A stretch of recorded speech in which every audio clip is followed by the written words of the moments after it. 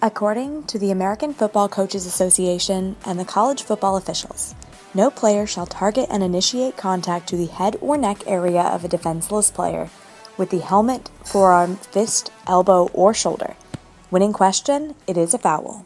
Here's the call. Personal foul, targeting the defensive player, number 12, on the defense.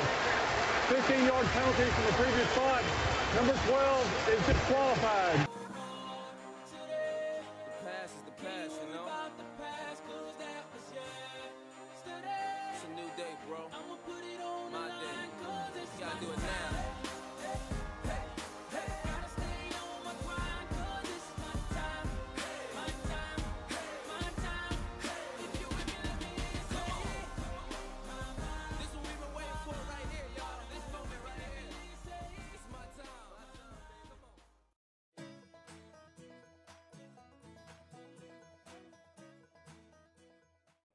Well, the targeting rule, the idea behind it is good because they're trying to, it's for player safety purposes, try and make less head injuries and concussions. The problem with that is refs are so quick to call it that they're penalizing teams for needless hits when if you go to the replay, they're clearly not a dangerous hit.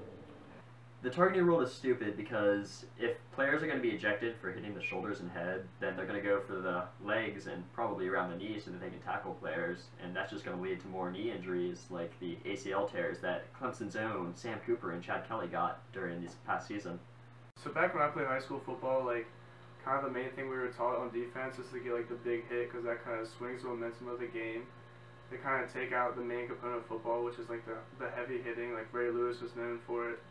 And like, when you get a penalty like that for something that you should do in football, like it really just changes the momentum.